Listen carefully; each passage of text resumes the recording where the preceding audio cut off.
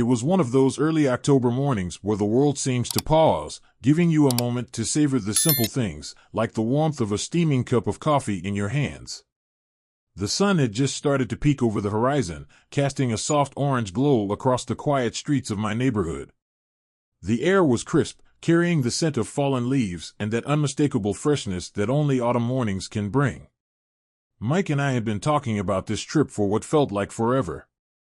We both needed it, an escape from the relentless grind of our jobs in Dallas. Mike was a project manager at a tech firm, constantly juggling deadlines and client demands, while I was knee-deep in spreadsheets and meetings as an accountant. The stress of city life was weighing us down, and the idea of spending a few days out in the wilderness, with nothing but the sound of the water and the thrill of the catch, was like a beacon of hope. The plan was simple: drive out to Lake Amistad, a vast and secluded reservoir that straddles the Texas-Mexico border, and spend the weekend fishing for bass. Lake Amistad wasn't just any lake, it was a fisherman's paradise. The clear blue waters stretched on for miles, teeming with largemouth and smallmouth bass, catfish, and even the occasional striped bass. It was the kind of place where you could lose yourself in the tranquility of nature, with nothing to worry about except whether you had the right lure on your line. I pulled up to Mike's house just as the first rays of sunlight were hitting the driveway. His gear was already stacked neatly by the curb: 2 fishing rods, a well-worn tackle box, a cooler packed with enough food and drinks to last us the weekend, and a couple of duffel bags filled with camping essentials.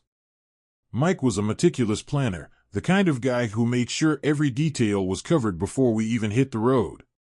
It was one of the things I appreciated about him, especially when it came to trips like this. "Morning, Bud," Mike greeted me with a grin as he tossed his bags into the back of my truck. "Ready to catch some monsters?" "More than ready," I replied, feeling a surge of excitement as I imagined the feel of a big bass on the end of my line. We loaded up the last of the gear and climbed into the truck. The drive ahead of us was a long one, 5 hours, give or take, but the journey was part of the adventure. We both knew that the further we got from the city, the lighter we'd feel, as if the stress and worries of our daily lives were being left behind with each mile. As we pulled out of the driveway and headed toward the open road, I could feel the anticipation building. The thought of spending the weekend on the calm, quiet waters of Lake Amistad was almost too good to be true. No emails, no phone calls, no deadlines, just us, the lake, and the fish. We stopped at a small diner on the outskirts of Dallas for breakfast: eggs, bacon, and pancakes washed down with more coffee. The place was a classic roadside joint, with vinyl booths and old photographs of local landmarks hanging on the walls. It was the kind of place where the waitress called you hon and refilled your coffee before you even had a chance to ask. As we sat there, we talked about the lures we were planning to use, the spots we'd fish, and how great it would be to finally get away from everything. Back on the road, the city gradually gave way to the wide-open spaces of the Texas countryside. The landscape was a patchwork of golden fields, ranches with grazing cattle, and stretches of untamed brush. The sky was a brilliant blue, with just a few wispy clouds drifting lazily by. It was the kind of scenery that made you appreciate the vastness of the state, the endless possibilities that lay just beyond the next rise. We spent the next few hours driving, the conversation flowing easily as we shared stories, laughed, and fell into comfortable silences. There was something about the open road that made you feel free, like you were leaving behind the worries of the world and heading toward something simpler, more peaceful. As we got closer to the lake, the landscape began to change. The rolling hills grew steeper, and the vegetation became denser, with more trees and rocky outcrops. We knew we were getting close when we caught our first glimpse of the water, a shimmering expanse of blue, nestled between the rugged hills. It was even more beautiful than I remembered from our last trip, and I felt a rush of excitement as we made the final turn onto the dirt road that would take us to our campsite. This was it. The start of a weekend that we both desperately needed. A weekend of fishing, relaxing, and reconnecting with nature. As I parked the truck and we began unloading our gear, I took a deep breath, savoring the fresh, clean air. We were here, at last, far from the noise and stress of the city. The only thing that mattered now was the lake, the fish, and the time we were about to spend enjoying the simple pleasures of life. The drive to Lake Amistad was set to be a long one, but neither of us minded. In fact, it was part of what we were looking forward to. The open road stretching out before us, miles of Texas landscape rolling by, and the kind of conversation you can only have when you're trapped in a truck together for hours on end. We had a good 5 hours ahead of us, and we were ready to savor every minute of it. As we left the outskirts of Dallas behind, the city gradually faded from view, replaced by the vast, open expanses of the Texas countryside. The highway stretched out like a ribbon of asphalt, cutting through the land as it undulated gently, the horizon seemingly endless. The landscape was pure Texas, wide and sprawling, with stretches of scrubland dotted with mesquite trees and the occasional patch of wildflowers still clinging to the last vestiges of summer. Every now and then, we'd pass a weathered ranch fence or a herd of cattle grazing lazily in the distance, but for the most part, it was just us and the road. Conversation came easy as we drove. At first, it was mostly about the trip itself, our plans, the best fishing spots on the lake, the lures we wanted to try. Mike was excited to test out a new crankbait he'd bought, one that he swore would land us the biggest bass we'd ever seen. I teased him about it, but deep down, I hoped he was right. There was something about the promise of a big catch that made the trip even more enticing. As the miles rolled by, the conversation shifted to our jobs. Mike vented about a particularly stressful project he'd been working on, and I shared my frustrations with the never-ending tax season. It felt good to get it off our chests, and with each word spoken, I could feel the tension easing out of my body. The road had a way of doing that, of making everything else seem small and distant, like the problems of the world couldn't touch you out here. We passed through a few small towns along the way, the kind of places that looked like they hadn't changed in decades. Each one had its own charm, a dusty main street with a few old shops, a diner with a faded sign, and a gas station that seemed to be stuck in time. We didn't stop in any of them, but as we drove through, I couldn't help but imagine what life might be like in these quiet corners of the state, where the pace was slower and the worries of the city seemed a world away. The further we drove, the more relaxed I became. The stress of deadlines, the constant pressure to perform, the endless traffic jams, all of it was slipping away with each passing mile.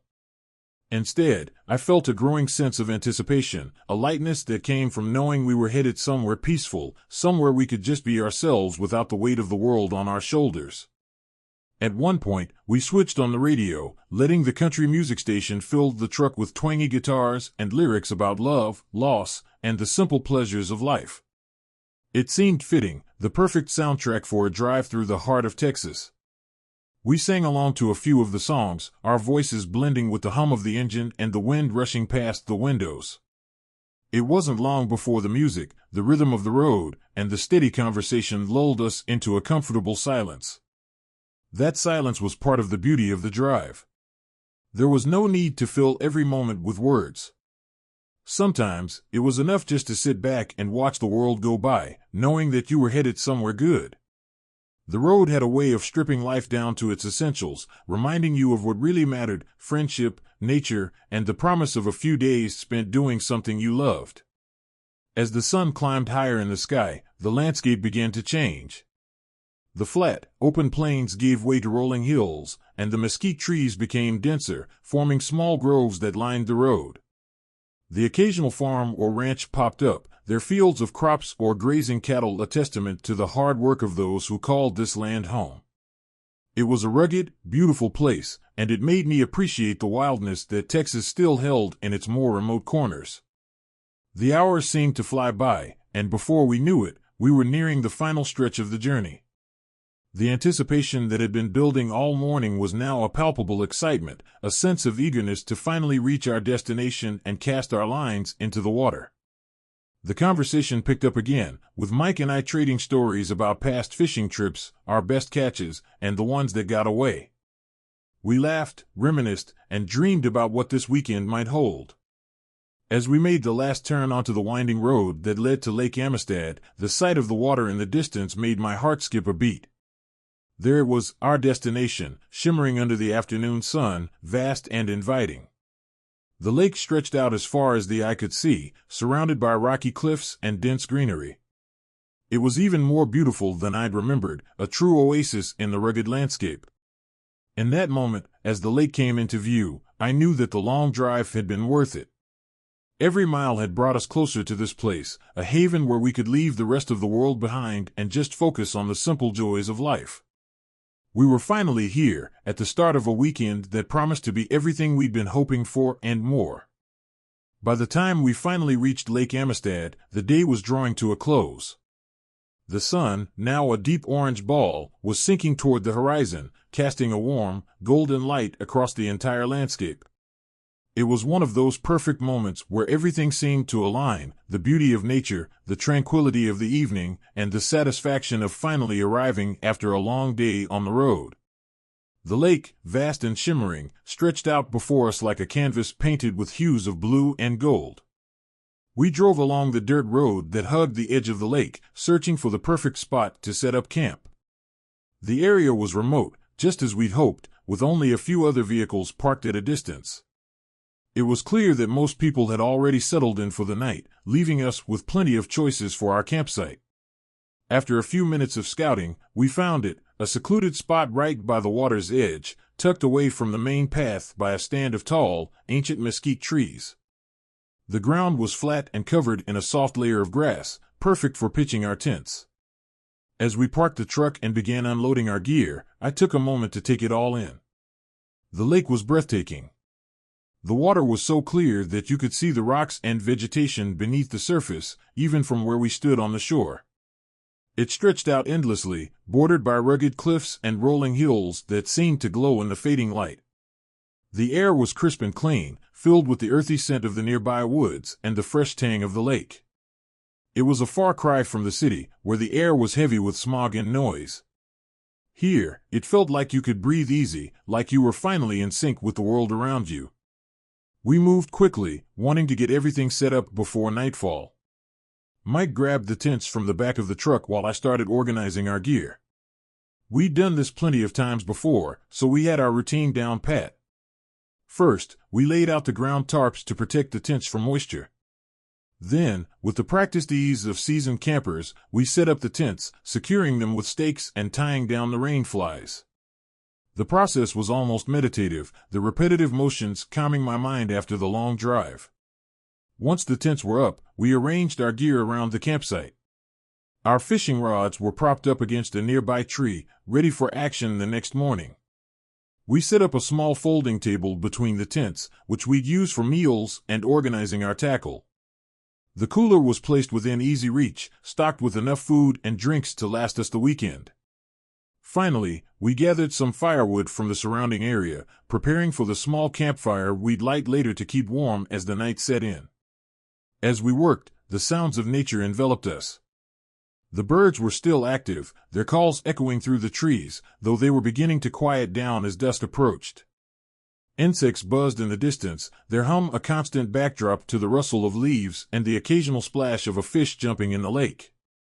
The gentle lapping of water against the shore was soothing, like a natural lullaby that made me feel completely at peace. With the camp fully set up, Mike and I took a moment to admire our work. The tent stood sturdy and secure, our gear was organized and ready, and the firewood was neatly piled beside a circle of stones we'd arranged for the campfire. The golden light of the setting sun bathed everything in a warm glow, making the lake look even more magical. It felt like we had the entire place to ourselves, as if the rest of the world had faded away, leaving us in this perfect little bubble of solitude. As the last rays of sunlight slipped below the horizon, we lit the campfire. The flames crackled to life, casting flickering shadows across the campsite and adding to the already serene atmosphere. We pulled out our folding chairs and sat down by the fire, the warmth from the flames a welcome comfort as the temperature began to drop. The sky above us was a deep, rich blue, slowly giving way to the inky darkness of night. A few stars had already begun to appear, twinkling faintly against the darkening sky. Sitting there by the fire, I couldn't help but feel a profound sense of contentment. The stresses of work, the noise of the city, the worries that seemed so overwhelming just a day ago, they all felt distant and insignificant now. Here, by the shores of Lake Amistad, with my best friend by my side and the beauty of nature all around us, everything felt right. The world was quiet, peaceful, and, for the first time in a long while, I felt like I could truly relax. We didn't talk much as we sat by the fire, and we didn't need to.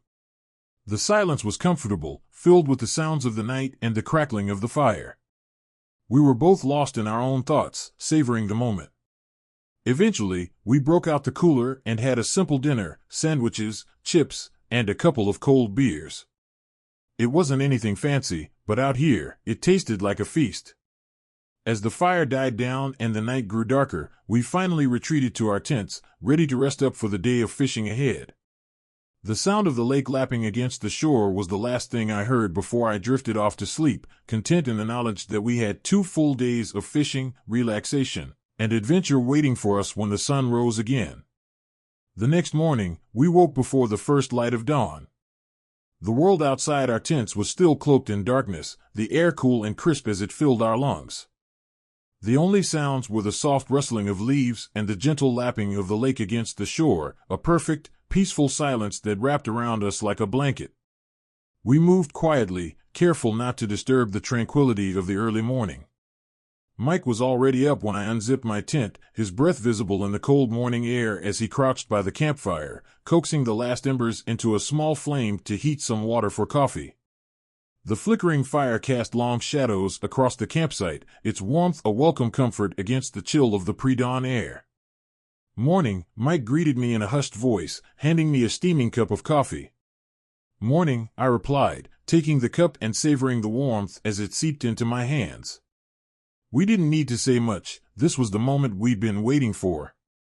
The lake was ours, and the fish were out there, just waiting for us to drop our lines.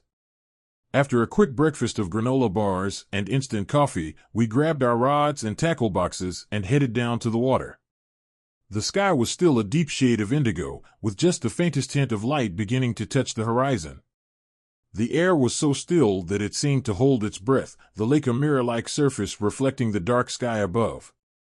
Every step we took toward the water felt deliberate, as if we were entering a sacred space where time moved slower and the world seemed to pause. We found a spot along the shoreline that looked promising, a small, rocky outcrop that jutted out into the water, providing us with a perfect vantage point to cast our lines. The rocks were cool and damp underfoot, and the air was filled with the scent of earth and water, a clean, natural smell that made me feel alive and connected to the world around me. Mike was the first to cast.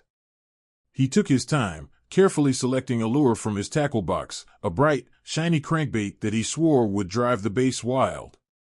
He attached it to his line with practiced precision, then stepped to the edge of the rocks, his silhouette sharp against the dim light of the approaching dawn. With a smooth, fluid motion, he cast his line out into the still water, the lure making a soft splash as it hit the surface and began its slow, enticing dance. I followed his lead, choosing a soft plastic worm from my own tackle box, rigging it up with a quiet focus that came from years of fishing experience. I felt the familiar thrill of anticipation as I cast my line, watching it arc gracefully through the air before landing in the water with a barely perceptible plop. The ripples from both our casts spread out across the glassy surface, the only disturbance in the otherwise perfect stillness. And then we waited. The early morning air was filled with the subtle sounds of nature waking up, a bird calling softly from somewhere in the trees, the distant rustle of leaves as a gentle breeze stirred them, and the occasional splash of a fish breaking the surface. The world was still mostly dark, with the sky slowly lightening from indigo to a deep, rich blue, the first hints of dawn stretching across the horizon like brushstrokes of pale gold and pink. As we stood there, rods in hand, waiting for the telltale tug of a fish on the line, I felt a profound sense of calm settle over me. It was a feeling that only came when I was far away from civilization, surrounded by nature, with nothing to worry about except the moment in front of me.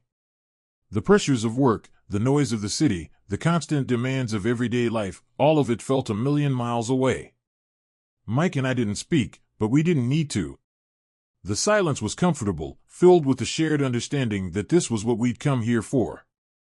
The simplicity of it all, the quiet, the anticipation, the connection with nature, was exactly what I'd been craving. There was something almost meditative about it, the way we stood there, in sync with the world around us, waiting for the lake to give up its secrets. Minutes passed, though it could have been hours for all I knew. Time seemed to stretch out, the world holding its breath along with us. Every now and then, I'd give my rod a gentle twitch, making the lure dance in the water, hoping to catch the attention of a hungry bass lurking below. The line cut silently through the water, the lure moving in a way that mimicked the real thing, tempting, teasing. And then, out of the stillness, a sudden splash broke the surface, followed by the sharp pull of a fish on Mike's line. His rod bent under the weight, and I saw a flash of silver as the fish darted beneath the water, fighting the hook with all its might. Mike's face lit up with excitement as he began reeling it in, his movements quick and practiced. The fish fought hard, its powerful body slicing through the water in an attempt to escape, but Mike was ready for it, adjusting the drag on his reel to tire it out. I watched, grinning, as Mike brought the fish closer to the shore, the tension in the line palpable. Finally, with a triumphant heave, he pulled it out of the water, a beautiful largemouth bass, its scales glistening in the early morning light. It wasn't the biggest fish we'd ever caught, but it was the first of the trip, and that made it special. "Nice one," I said, genuinely impressed as Mike unhooked the fish and held it up for me to see. "Not bad, huh?" he replied with a grin, holding the fish up to admire it before gently releasing it back into the water. We watched as it swam away, disappearing into the depths of the lake, and then returned our focus to our own lines, eager for the next bite. As the first light of dawn began to spill over the horizon, painting the sky with shades of pink and orange, I felt a deep sense of satisfaction. The first cast of the day had been made, and with it came the promise of more to come. We were in our element, surrounded by the beauty of nature, and the day ahead was filled with the possibility of adventure and the thrill of the catch. This was what we had come for, the peace, the excitement, the connection with the natural world that made everything else seem distant and unimportant. And as I stood there, my line taut with anticipation, I knew that this was exactly where I was meant to be. The morning had settled into a steady rhythm. Mike and I had been casting and reeling in for a couple of hours, alternating between focused concentration and easy conversation. The lake was fully awake now, the sky a brilliant blue, with the sun climbing steadily higher. The early chill had given way to a comfortable warmth, the kind that made you appreciate the simple pleasure of being outdoors. The occasional splash of a fish breaking the surface or the distant call of a bird was the only thing that disturbed the quiet serenity of the morning.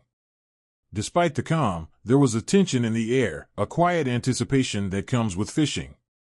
Each cast held the promise of a catch, and each small ripple in the water could be the sign of a lurking bass. We'd had a few nibbles, and Mike had even managed to reel in a couple of small ones, but nothing that made our hearts race. Still, the tranquility of the lake and the sheer joy of being out there kept us content, patient, and ready. Then, just as I was beginning to wonder if the big ones were going to elude us that day, I felt it, a solid, unmistakable tug on my line. It was the kind of tug that made your heart jump, the kind that every fisherman lives for. For a split second, time seemed to stand still. Then instinct kicked in, and I tightened my grip on the rod, feeling the powerful pull of the fish on the other end. "I've got one!" I shouted, the excitement bubbling up inside me as I began to reel in. Mike was at my side in an instant, his eyes wide with anticipation. "Easy now, take your time," he advised, his voice steady but filled with excitement. "Let it tire itself out." I nodded, focusing on the task at hand. The fish fought hard, pulling the line taut as it tried to escape, but I held firm, letting it run a little before carefully reeling it in. The rod bent under the strain, the reel clicking rhythmically as I worked to bring the fish closer to shore. My heart pounded in my chest, adrenaline surging through my veins with each passing second. "Feels like a big one," I called out, gritting my teeth as the fish made another desperate run, the line slicing through the water. "Keep it steady," Mike encouraged, watching intently as the battle played out. The fish was putting up a good fight, darting back and forth, trying to shake the hook. I could feel its strength through the rod, each tug and pull a testament to the size and power of the fish. But I was determined, keeping the line tight and the tension just right, letting the fish tire itself out little by little. Slowly, I began to gain the upper hand. The fish's runs grew shorter, its movements less frantic, as it started to tire. I reeled it in carefully, inch by inch, feeling the resistance weaken. Mike leaned in, ready to assist if needed, his eyes locked on the water, waiting for the first glimpse of our prize. And then, there it was, a flash of silver beneath the surface, the broad, muscular body of a largemouth bass. My heart skipped a beat as I saw the size of it, easily the biggest fish we'd encountered all morning. It was a beauty, its scales shimmering in the sunlight as it thrashed in one last attempt to break free. "Almost there," Mike shouted, as I guided the fish toward the shore, my hand steady on the rod.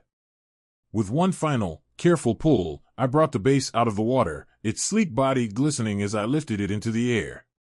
The fish was heavy, its powerful muscles still twitching with energy, but it was mine. I couldn't help but grin from ears to ear as I looked at the size of it, a solid 5-pounder, easily. "Now that's what I'm talking about," Mike whooped, clapping me on the back as I held the fish up for him to see. We both laughed, the kind of deep, joyful laugh that comes from pure, unfiltered excitement. This was what we'd been waiting for, the moment that made all the preparation, the early wake-up, and the long drive worth it. There was something incredibly satisfying about that first big catch of the trip, a feeling of accomplishment that nothing else quite matched. I took a moment to admire the bass, its wide mouth open as it gasped for air, its body thick and strong, a perfect specimen of the species. It was the kind of fish that made you feel proud to be a fisherman, the kind you'd tell stories about for years to come. Mike snapped a few pictures with his phone, capturing the moment for posterity. "Ready to let her go?" Mike asked, once we'd had our fill of celebrating. I nodded, knowing that the best part of catching a fish like this was watching it swim away, ready to challenge another fisherman on another day. Carefully, I lowered the bass back into the water, cradling it gently as it regained its strength. For a moment, it hovered there, its gills flaring as it adjusted to being back in its element. Then, with a flick of its powerful tail, it disappeared into the depths of the lake, leaving only ripples in its wake. We stood there for a moment, watching the water, both of us grinning like kids on Christmas morning. That was the kind of catch that set the tone for the rest of the trip, a reminder of why we loved fishing so much. The anticipation, the challenge, the thrill of the fight, it was all part of the experience, and moments like these made it all worth it. As we picked up our rods and prepared to cast again, I felt a renewed sense of energy.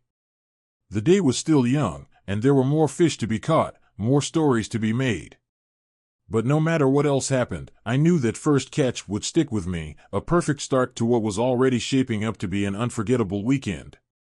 The rest of the morning unfolded in a way that only solidified our sense of peace and contentment. The sun climbed higher in the sky, warming the cool morning air and casting a brilliant sparkle across the surface of Lake Amistad. We caught a few more fish as the hours passed, nothing as impressive as that first bass, but enough to keep the excitement alive. Each time our lines tugged, our hearts raced just a little, a reminder of the thrill that kept us coming back to the water, trip after trip. But more than the fish, it was the serenity that made the day special. The kind of peace that's hard to find in the bustle of daily life, where the only sounds were the gentle rustling of leaves in the breeze, the occasional splash of a fish, and the soft murmur of our conversation. We talked about everything and nothing, stories from our past, plans for the future, and the simple joys of being out in nature. The hours drifted by, slow and unhurried, as we soaked in the tranquility of our surroundings. By early afternoon, the sun was high overhead, and we decided to take a break from fishing. We headed back to our campsite, planning to relax for a while, maybe grab some lunch before heading out for another round later in the day. As we settled into our folding chairs, the warmth of the sun on our faces and the gentle lapping of the water against the shore created a perfect backdrop for a quiet, restful afternoon. And then, out of nowhere, it happened. The stillness of the afternoon was suddenly interrupted by a sharp buzz from our phones. At first, we didn't think much of it, just another notification, probably one of those routine emergency alert tests that occasionally popped up. We both glanced at our phones but didn't feel any urgency to check right away. It wasn't unusual to get these kinds of alerts, and most of the time, they were nothing more than a minor inconvenience. But then, not even a minute later, our phones buzzed again. This time, there was something different, an insistence, a frequency that made it clear this wasn't a normal alert. Mike was the first to frown, picking up his phone and unlocking the screen. I followed suit, feeling a slight unease creep into the back of my mind. Emergency alert. Warning, this is not a test. Citizens of the United States. Lock all doors. Close all of your blinds. Do not go near any windows. I read the message aloud, my voice trailing off as the words sank in. It didn't make sense. Lock all doors? Close the blinds? We were out in the middle of nowhere, miles away from the nearest town, let alone anything that could require such drastic measures. The whole thing felt surreal, almost like it was straight out of a horror movie. Do not leave your house. Stay in a room with no windows. Gather what supplies you can. Turn all of the lights off. Do not open the door for anything. The message continued, and as it did, my unease turned to a gnawing sense of dread. Mike and I exchanged uneasy glances, the kind that spoke volumes without either of us needing to say a word. This wasn't just some routine test, something was seriously wrong. What the hell? Mike finally muttered, his eyes fixed on the screen of his phone. He scrolled back to reread the message, as if hoping he'd somehow misunderstood. I shook my head, feeling the same creeping anxiety. I don't know, man. This doesn't feel right. For a moment, we just sat there, trying to make sense of what we were seeing. The lake, which had felt so peaceful and safe just moments before, now seemed eerily quiet, as if even the birds and insects had suddenly gone silent. I looked around, half expecting to see something, anything, that would explain the alert. But there was nothing, just the same serene landscape we'd been enjoying all day. Mike finally broke the silence. Should we head back? Maybe see if we can find out what's going on. I hesitated, torn between the logical part of my brain telling me to follow the instructions of the alert and the other part, the one that still didn't quite believe this was real. But the message had been clear, and the fact that it was repeated made it hard to dismiss. Yeah, I agreed slowly, maybe we should pack up and head back to the truck. At least we can try to get a better signal or maybe check the news. We started to gather our things, moving with a sense of urgency that wasn't there before. The lightheartedness of the morning was gone, replaced by a tension that neither of us could shake.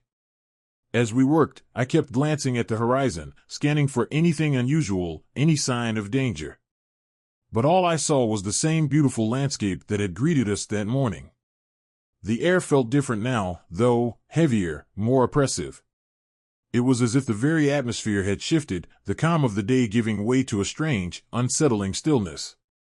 Even the sun, which had been so bright and comforting, seemed less warm, its light harsher, casting long shadows that stretched across the ground like dark fingers. Our phones buzzed again, and this time we both checked immediately. Emergency alert, this is not a test. Unknown creatures have been knocking on people's doors and have been killing those who open them. There are 5 major hotspots: Washington, D.C., Tokyo, Toronto, Moscow, and London. They have been located all around, but it seems as if they are attacking those first. This is an invasion. The blood drained from my face as I read the words. An invasion? Unknown creatures?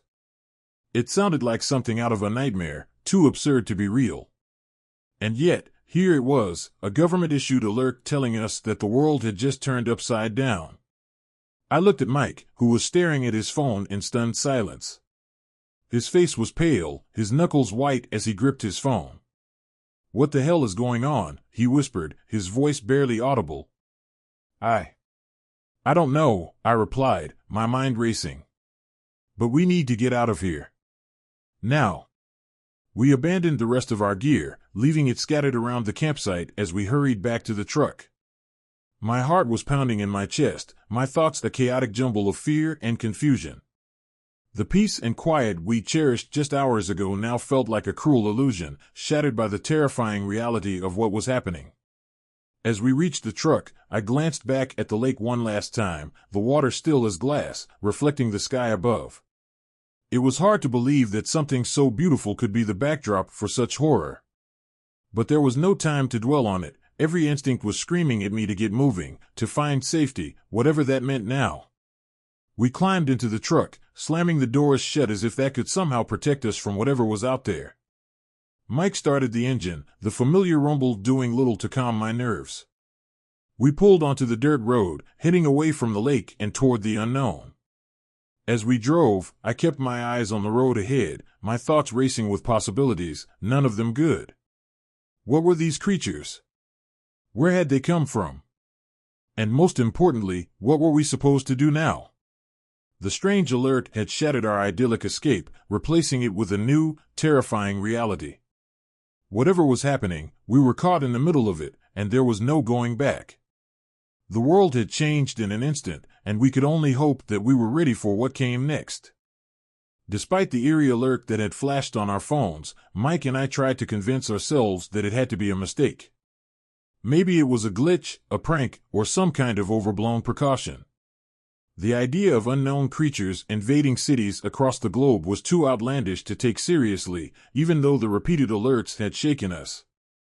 We were miles away from any major city, out in the remote wilderness of Texas, surrounded by nothing but nature. It seemed impossible that whatever was happening in those cities could affect us here. After a few minutes of tense discussion, we decided to stay. The lake had been our haven, a place of peace and solitude, and we weren't ready to give that up just yet. So, we unpacked what little we had hurriedly thrown into the truck, trying to recapture the calm that had filled the day. But as the hours slipped by, the unease we tried to push aside began to creep back in. At first, it was subtle. The occasional rustle of leaves in the breeze or the distant calls of birds that had accompanied our morning slowly faded into an unsettling quiet. The lake, which had been so alive with the sounds of nature, seemed to grow eerily still. The birds that had filled the trees with their songs were now silent, as if they had sensed something we couldn't see. Even the wind, which had whispered through the trees, had died down, leaving the air heavy and still. We sat by the shore, our fishing rods in hand, but our hearts weren't in it anymore. The peaceful ambience we'd enjoyed earlier in the day had been replaced by a tension that we couldn't shake. The silence was unnerving, pressing down on us like a weight. We tried to talk, to distract ourselves from the growing unease, but the conversation was stilted, forced.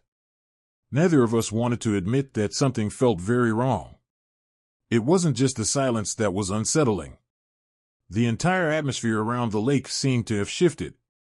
The light had changed, too. What had been a warm, golden afternoon now seemed colder, more muted, as if a shadow had fallen over the landscape. The sky was still clear, but the sun no longer felt as warm, its rays dimmer, less comforting. Everything around us seemed to have taken on a strange, foreboding quality. As the afternoon wore on, we noticed that we weren't the only ones feeling uneasy. Across the lake, we could see other fishermen packing up their gear, their movements hurried, almost frantic. Boats that had been anchored out on the water earlier were now making their way back to shore, their occupants clearly in a rush to leave. The sight only added to the growing sense of dread. "Looks like everyone else is heading out," Mike observed, his voice tight with tension as he watched a group of fishermen load their boat onto a trailer. "Yeah," I replied, my eyes scanning the lake, taking in the unusually quick departures. "Guess they got the same alert." We both knew that something wasn't right, but neither of us wanted to be the first to say it. Maybe it was pride, or maybe it was the stubborn belief that we were safe out here, far from the chaos that was reportedly happening in the cities. Whatever it was, it kept us rooted to our spot, even as the signs around us became harder to ignore. As the last boat left the lake, the silence deepened.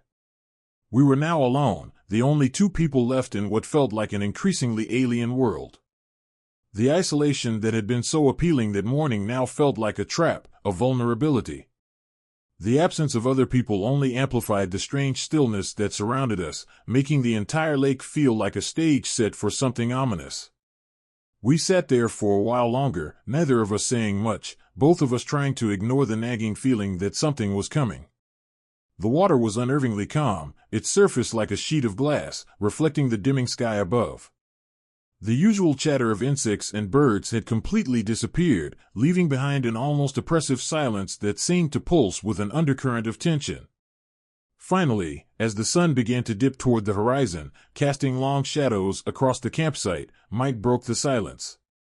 "Maybe we should pack it in," he said, his voice low, almost reluctant. "Just in case."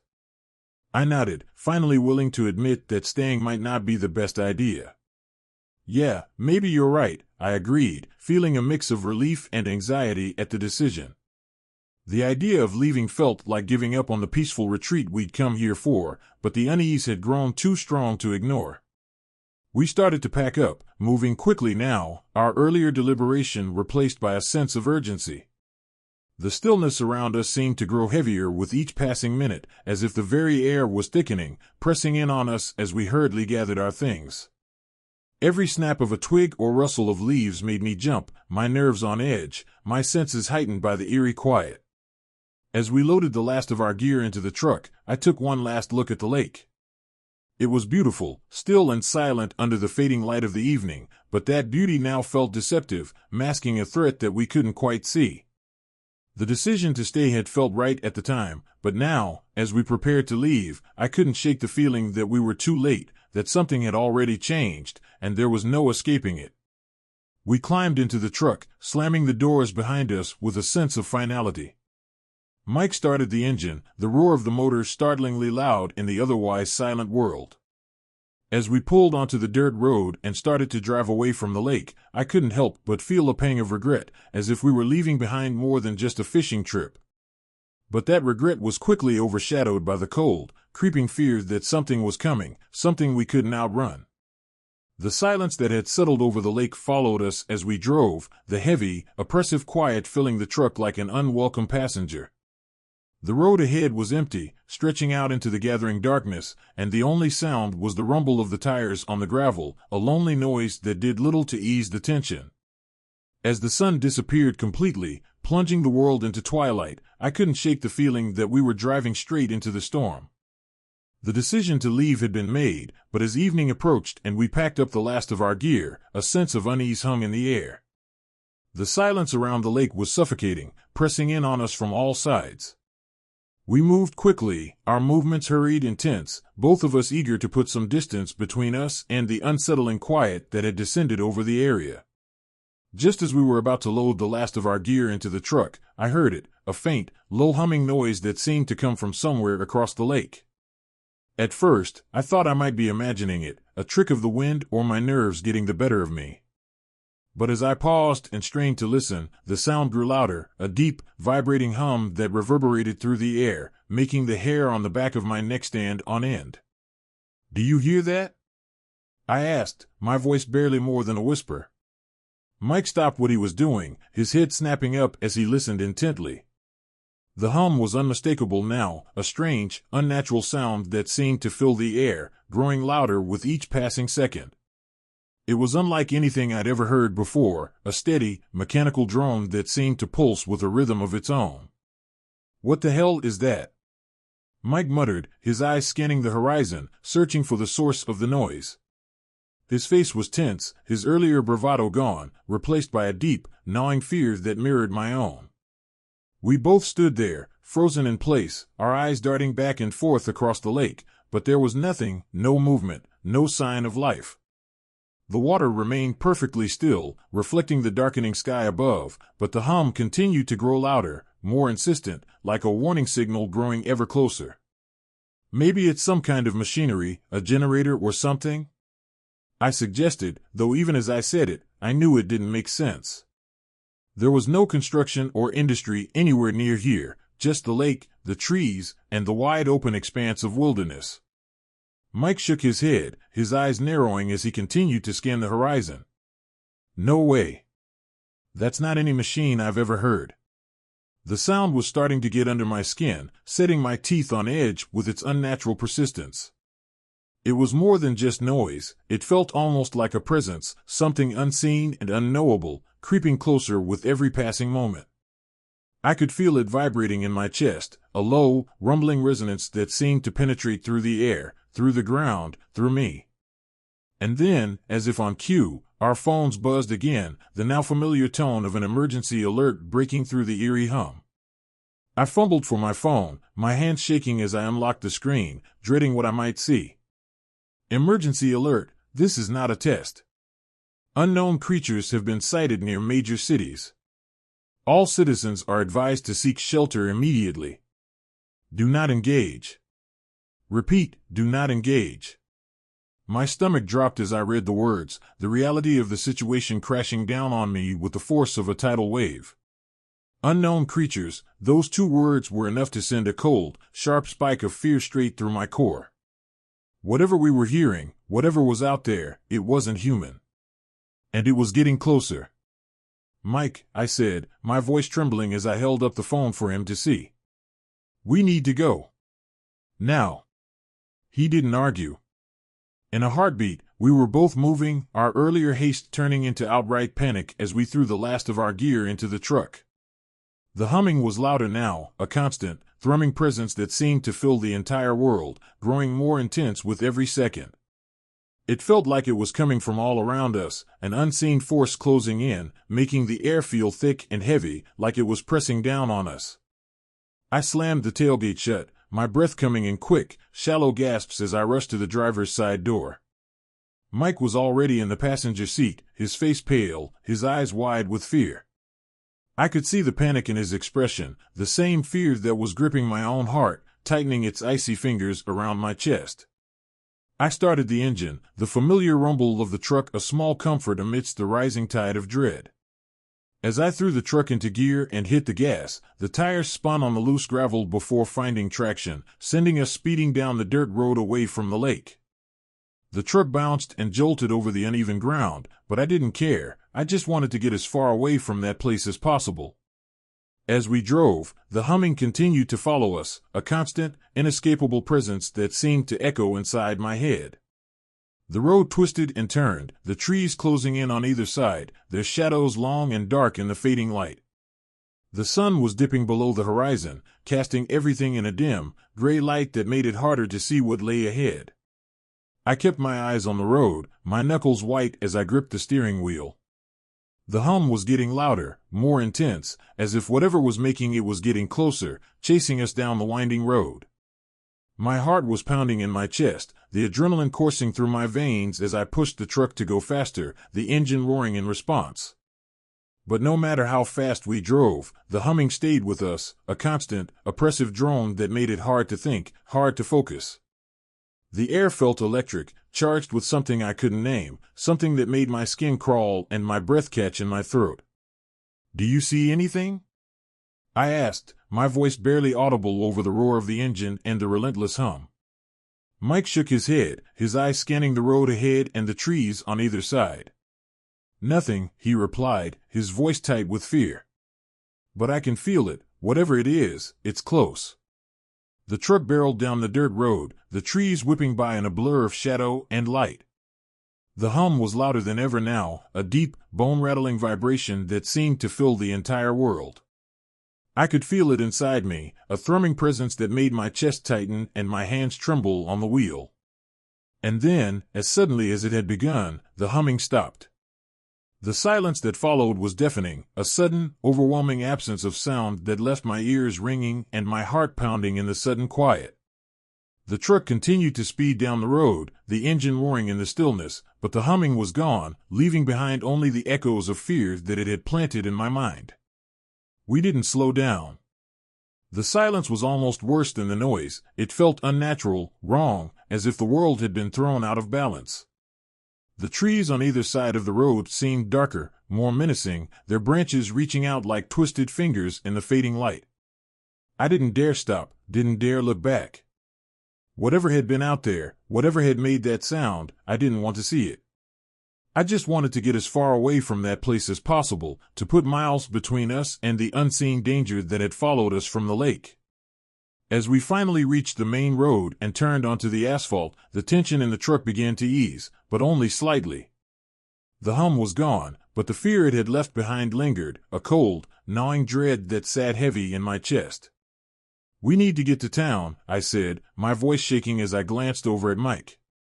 "We need to find out what's going on." He nodded, his face still pale, his hands gripping the dashboard as if to steady himself. Yeah, let's get out of here." We drove in silence, the shadows of the trees finally giving way to the open road as we left the lake far behind. But even as the miles stretched out between us and that place, the fear remained, a constant reminder of the unseen danger that had come so close. Whatever was happening, whatever those creatures were, we knew one thing for certain: this was just the beginning. The storm was coming, and we had barely escaped its first wave. As we hurriedly loaded the last of our gear into the truck, the atmosphere around us became even more oppressive. The strange hum had stopped, but the eerie silence that followed only made things worse. The sky had darkened significantly, the sun now just a sliver on the horizon, casting long shadows that seemed to stretch and twist with every movement we made. The trees stood tall and ominous around the lake, their branches swaying gently in the breeze as if they were reaching out, ready to snatch us up. Just as I slammed the tailgate shut, ready to jump into the driver's seat, a sudden, thunderous crash echoed through the still air. It sounded like a tree being snapped in half, followed by the unmistakable noise of something massive moving through the woods, branches breaking, leaves rustling, the ground trembling with each step of whatever was out there. Mike and I froze, our eyes wide with fear as we turned toward the sound. In the growing darkness, the forest on the far side of the lake looked like a solid wall of black, impenetrable and terrifying. We couldn't see what was making the noise, but the sheer force of it, the way the ground seemed to vibrate with each impact, was enough to send our hearts racing. "Get in the truck!" I shouted, my voice breaking through the suffocating fear that had gripped us both. Without a second's hesitation, we bolted for the cab, our adrenaline spiking as we dove inside. My hands shook as I fumbled with the keys, finally jamming them into the ignition and twisting them with all the strength I could muster. The engine roared to life, a comforting sound amidst the chaos, and I didn't waste any time. I slammed my foot down on the gas pedal, and the truck lurched forward, tires spinning on the gravel before gripping the road and propelling us away from the lake. The dirt road stretched out ahead of us, a narrow, twisting path that led through the dense woods. The trees on either side seemed to close in, their dark forms flashing by in a blur as the truck gained speed. But the sounds behind us, the crashing, the breaking branches, the unmistakable noise of something huge moving through the forest, were getting louder, closer. Then the hum returned, louder and more intense than before. It seemed to come from everywhere at once, filling the air with a low, vibrating resonance that made the dashboard rattle and our teeth ache. The sound was almost unbearable, a physical presence that pressed down on us from all sides, making it hard to think, hard to breathe. As we sped down the road, I could feel the truck shuddering beneath me, the steering wheel vibrating in my hands as if the very ground was shaking. The trees along the roadside trembled as we passed, their branches swaying violently, leaves tearing free and spiraling through the air as if a storm were raging around us. But this wasn't wind, it was something else, something far more terrifying. "Keep going! Don't stop!" Mike shouted, his voice barely audible over the deafening hum. His eyes were wide with fear, his knuckles white as he gripped the dashboard, bracing himself against the wild swaying of the truck. I didn't need any encouragement. My foot was already jammed down on the gas pedal, the truck barreling down the winding dirt road as fast as it could go. The trees whipped by, a blur of dark shapes and shadows, and all I could think about was putting as much distance as possible between us and whatever was out there. The road twisted and turned, and with every bend, the hum seemed to grow louder, more intense. It was as if the very air was vibrating, resonating with a force that I couldn't understand, but could feel in every fiber of my being. I could sense something enormous moving through the trees behind us, its presence almost tangible, pressing down on us like a wave ready to crash. I glanced in the rearview mirror, half expecting to see something, anything, emerge from the darkness behind us. But there was nothing, just the swirling dust kicked up by the tires and the shadowy outlines of trees flashing by. Yet the sounds continued, the crashing, the breaking branches, the relentless hum, all of it converging into a cacophony of terror that drove us to the edge of panic. We didn't slow down. We couldn't. The truck's engine roared as we sped down the narrow road, every bump and dip in the terrain jolting us violently as we clung to the seats, our hearts pounding in our chests. My hands were slick with sweat, the steering wheel slippery under my grip, but I held on, steering the truck through the winding path as fast as I dared. Finally, after what felt like an eternity, the road straightened out, and the trees began to thin. The humming was still there, but it was fading, growing fainter with every mile we put between ourselves and the lake. The noise of the crashing through the woods receded as well, the tremors in the ground subsiding until they were nothing more than a faint memory. We drove for several more miles, neither of us saying a word, both of us too shaken to do anything but keep moving forward. The truck's headlights cut through the darkness, illuminating the road ahead, but my mind was still back there, in the woods, replaying the sounds and the sheer terror of those moments. Finally, when we were far enough away that the hum had disappeared completely, I pulled over to the side of the road. The truck rolled to a stop, the engine idling as we both sat there, breathing heavily, our bodies trembling with leftover adrenaline. For a long moment, neither of us spoke. The silence was almost surreal, a stark contrast to the chaos we had just escaped. The only sounds now were the ticking of the cooling engine and the faint rustle of leaves in the breeze. The world felt eerily normal again, as if the last hour had been nothing but a bad dream. Mike was the first to break the silence. What the hell just happened?" he asked, his voice shaky, barely more than a whisper. He turned to look at me, his face pale, his eyes wide with disbelief. "I don't know," I replied, my voice just as unsteady. But whatever it wasn't good. We sat there for a few minutes, trying to process what had just happened, our minds racing with questions we couldn't answer. The hum, the crashing, the way the trees had seemed to come alive with movement, it was all too much, too strange, too terrifying to comprehend. Finally, I put the truck back in gear and pulled back onto the road, driving slowly now, the urgency to flee replaced by a deep, bone-weary exhaustion. We had escaped, whatever it was, we had outrun it. But the memory of it, the sheer terror of those moments, would stay with us forever. As we drove through the darkness, the lake and the unseen danger far behind us, I couldn't shake the feeling that something had changed, that we had witnessed something we weren't meant to see, something that would haunt us for a long time to come. The drive back to Dallas was a blur. The adrenaline that had fueled our escape from Lake Amistad had faded, leaving us both drained and numb. The hum was gone, and the crashing noises that had followed us through the woods were now just a memory, but the fear lingered, hanging over us like a dark cloud. We drove in near silence, the truck's tires humming against the asphalt, the occasional click of the turn signal the only sound to break the heavy quiet. As we approached the city, the familiar skyline of Dallas came into view, but something was different. The city that should have been bustling with life, even at this late hour, was eerily quiet. The streets that we expected to be busy with late-night traffic were almost completely deserted. A few cars were scattered here and there, abandoned in the middle of the road or crashed into lampposts and storefronts. The windows of some buildings were shattered, jagged shards of glass glinting in the dim light from flickering streetlights. As we drove deeper into the city, the signs of panic became more apparent. Shop doors were left ajar, their contents spilled out onto the sidewalk.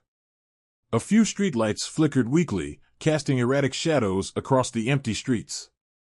Papers and debris blew through the deserted intersections, carried by a breeze that seemed to whisper of something ominous, something unseen. Mike and I exchanged uneasy glances, the eerie silence of the city unsettling us even further. It was as if Dallas had been frozen in the midst of a mass exodus, the people gone, but the signs of their fear and confusion left behind. The reality of what we had escaped at the lake was beginning to sink in, but we still didn't fully understand what had happened, or what was happening now. We made our way through the empty streets, both of us growing more anxious with each block we passed. The city was unrecognizable, the usual vibrancy replaced by a haunting stillness that set our nerves on edge. The lack of people was the most unsettling part. Where had everyone gone? Had they fled in panic? And if so, to where? When we finally reached our neighborhood, it was the same story. The houses were dark, the streets deserted, with only the occasional flicker of a television screen visible through a window. It felt like we were the last two people left in the world, survivors of some apocalyptic event that we didn't yet fully comprehend. We pulled into the driveway of Mike's house, the truck's headlights sweeping across the front yard, illuminating the familiar surroundings that now felt anything but safe. We hurried inside, locking the doors behind us, the heavy silence of the house pressing in around us. The hum and the crashing noises might have been left behind at the lake, but the sense of dread had followed us home. The first thing we did was turn on the TV, hoping for some explanation, some news that could make sense of what we'd just experienced. The screen flickered to life, but the channels were filled with nothing but emergency broadcasts and static. A scrolling text at the bottom of the screen repeated the same message we'd seen on our phones: emergency alert, unknown creatures sighted. Citizens are advised to remain indoors and await further instructions. Do not engage. We sat there in front of the television, the glow of the screen the only light in the room, watching the same message repeat over and over. The questions that had been gnawing at us during the drive back were still unanswered, and the eerie silence outside only deepened our sense of isolation. The city, our home, felt like a ghost town, and the uncertainty of what was happening left us feeling helpless. Over the next few days, the emergency alerts continued, each one offering little more than vague warnings and pleas for people to stay indoors. We followed the instructions, leaving the house only for essential supplies, and even then, we moved quickly, our eyes constantly scanning the empty streets for any sign of danger. The world outside was quiet, too quiet, and the feeling that something was terribly wrong never left us. Gradually, the situation began to stabilize. The alerts became less frequent, and eventually, they stopped altogether. The news channels started broadcasting again, though the information they provided was frustratingly sparse.